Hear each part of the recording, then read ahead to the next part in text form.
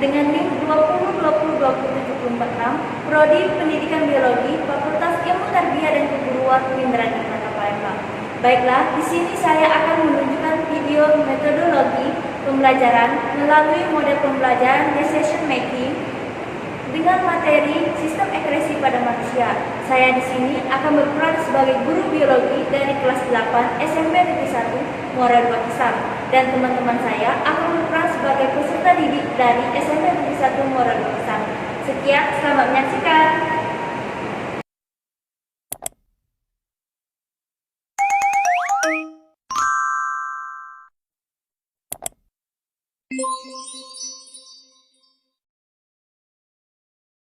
Warahmatullahi wabarakatuh. Waalaikumsalam warahmatullahi wabarakatuh. Selamat siang anak-anak. Siang, Bu. Masih semangat nggak belajarnya? Masih. Alhamdulillah. Ketua kelas silakan pimpin doa. Baiklah teman-teman, sebelum memulai pelajaran pada siang hari ini, sebaiknya kita baca doa, berdoa offline. Berdoa selesai. Bu absen ya. Natasha Damayanti, Hadir, Bu. Tasya Monika, Hadir, Bu. Rizky Dwi Apriana, Hadir, Bu. Rantil Batubara, Hadir, Bu.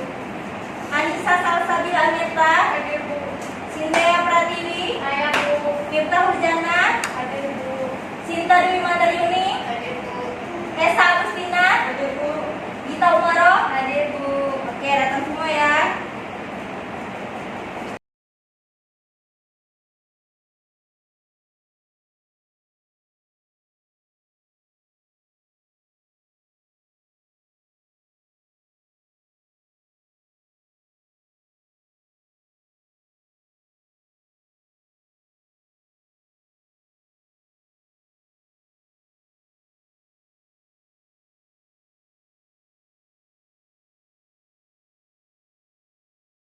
Oke anak-anak, ibu minta kalian perhatikan di tempat terlebih dahulu ya. Di sini ada gambar, terlihat nggak? Lihat. Di sini ada gambar seseorang yang sedang berolahraga. Nah, apa yang dilakukan oleh olahragawan tersebut? Ada yang bisa jawab? Ya, silakan. Ya, benar sekali, keringat. Jadi keringat itu adalah pengeluaran zat sisa dari hasil ekskresi dari kulit. Kemudian ibu minta salah satu dari kalian maju ke depan. Sama saja ya, silakan ke depan. Di sini ibu ada kaca. Ibu minta saudari Sinta itu untuk menghembuskan napasnya itu ke kaca. Silakan pegang terlebih dahulu.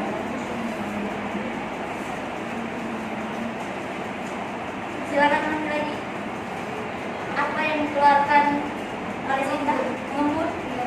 Nah, zat apakah sih yang dikeluarkan pada saat Sinta menghembuskan nafas? CO2. Ya, benar sekali. Silakan untuk mengacu pada pembelajaran hari ini, itu ibu akan menjelaskan tentang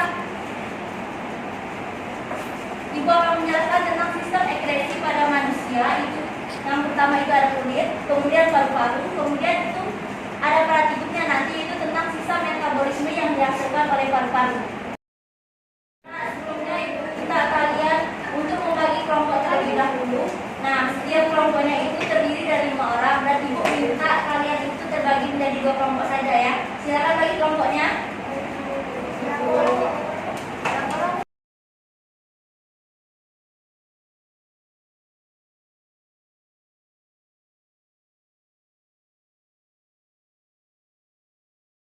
Kelompoknya sudah ada, ibu akan membagikan lembar kerja peserta didik kalian ya. Tapi sebelumnya ibu mau bilang kalian apakah alat dan bahan untuk prakteknya hari ini sudah dibawa semua? Sudah, Bu. Oke, karena sudah dibawa, ibu langsung saja menjelaskan tentang praktikum kita hari ini ya. Kalian boleh buka lembar kerjanya.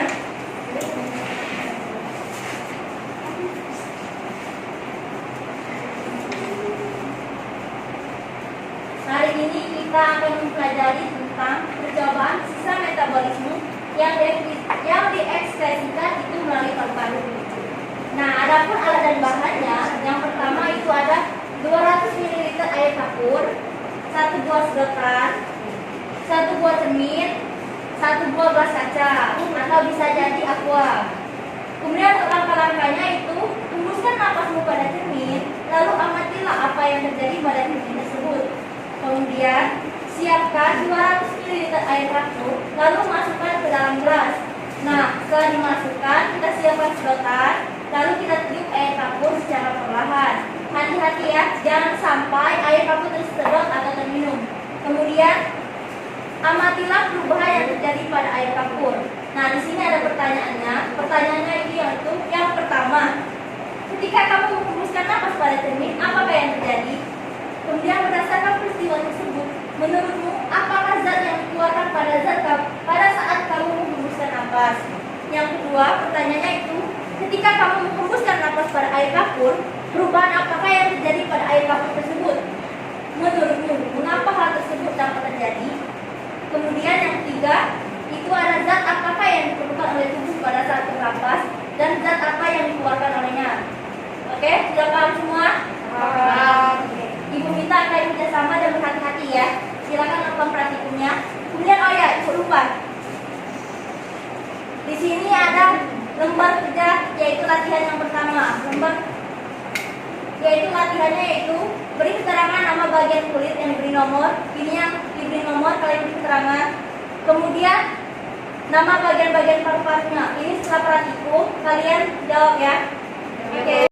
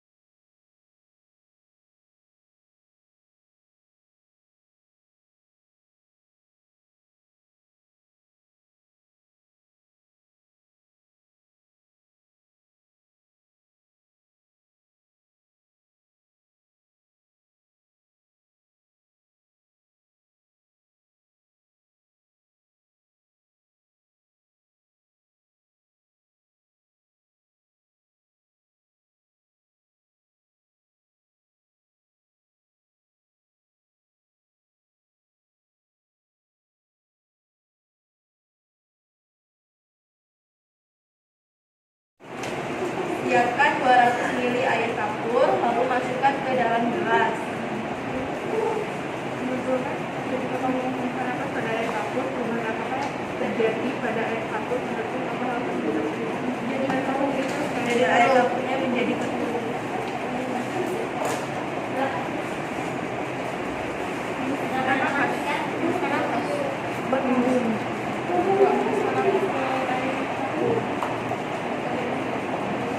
Ada kesulitan nggak?